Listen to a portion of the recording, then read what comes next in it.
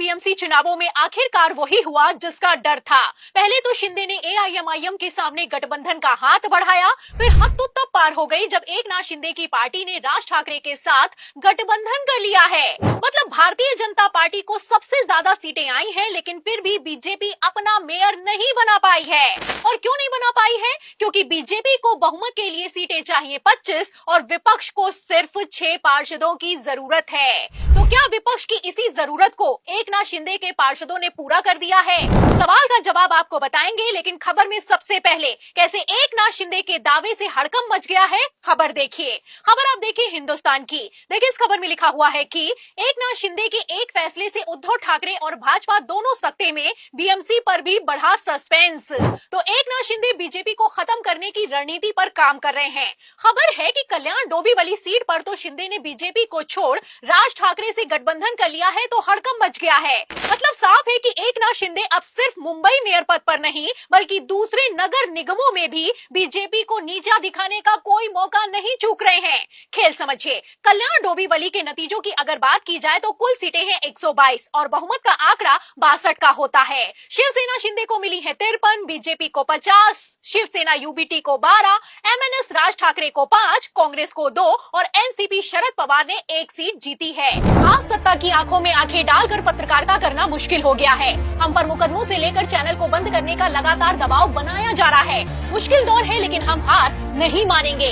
इसीलिए हमारे चैनल को ज्यादा से ज्यादा ज्वाइन करें और स्वतंत्र पत्रकारिता को जिंदा रखने के लिए जितना हो सके हमारा आर्थिक सहयोग करें। उम्मीद है कि आपके सपोर्ट से ये जंग भी हम जीत जाएंगे। नतीजों से साफ है कि शिंदे प्लस भाजपा के पास बहुमत मौजूद है, लेकिन फिर भी एकनाथ शिंदे अपने साथी बीजेपी के साथ नहीं बल्कि बीजेपी के दुश्मन राज ठाकरे से गठबंधन करने के लिए तैयार हो गए हैं। फिलहाल राज ठाकरे से हाथ मिलाने के बावजूद भी शिंदे के पास बहुमत का आंकड़ा नहीं बन पा रहा है। तो क्या ऐसे हालातों में शिंदे का उद्धव ठाकरे के पार्षदों के साथ भी गठबंधन होगा?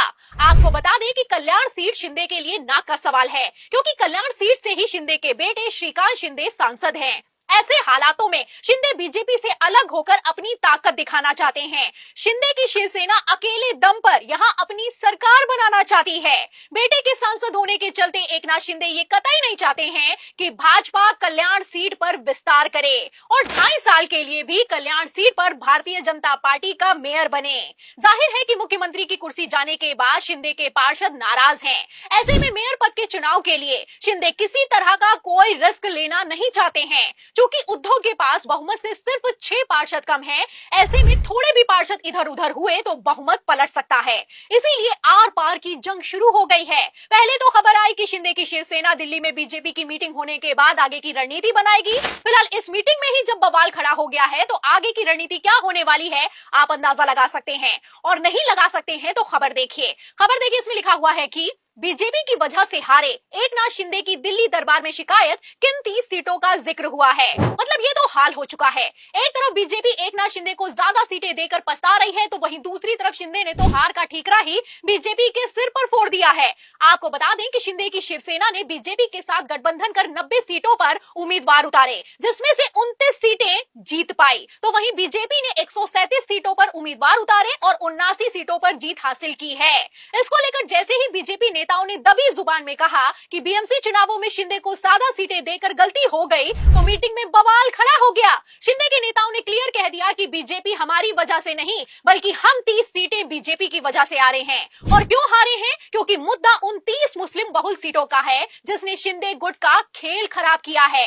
शिंदे गुट का आरोप है कि मुंबई की 30 सीटें ऐसी हैं जहां मुस्लिम मतदाताओं की संख्या निर्णायक भूमिका में है, लेकिन फिर भी बीजेपी ने हिंदुत्व की राजनीति के चलते सारे समीकरणों को बिगाड़ दिया है। मतलब साफ है कि बीजेपी और शिंदे की लड़ाई में एआईएमआईएम ने बाजी मार ली और ओवैसी की पार्टी ने 125 सीटें जीती हैं। फिलहाल पहले तो शिंदे इन्हीं 125 सीटों को देश के लिए खतरा बता रहे थे, लेकिन अब तो शिंदे की पार्टी बीजेपी को ठिकाने लगाने के लिए ओवैसी के साथ भी गठबंधन करने को तैयार हो गई है। एक तरफ शिंदे बीजेपी को छोड़कर दूसरे सभी दलों पर भरोसा जता रहे हैं, तो वहीं दूसरी तरफ बीजेपी ने इसी को लेकर मीटिंग में खूब बवाल किया है। बीजेपी सूत्रों का दावा है कि अगर अगर बीजेपी ज्यादा सीटों पर लड़ी होती तो वह अकेले दम पर 100 का आंकड़ा पार कर जाती। फिलहाल अब जब नतीजे आ चुके हैं तो पार्षदों को होटल में कैद करना गठबंधन के विश्वास पर सवाल उठाने जैसा है। तो ये हाल है मीटिंग का।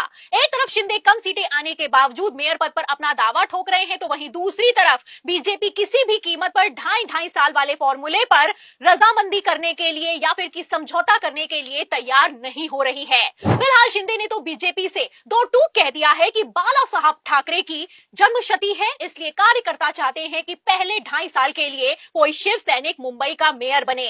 मतलब मेयर बनाने के लिए भी एकनाथ शिंदे ने उद्धव ठाकरे से कनेक्शन की दुहाई दी है।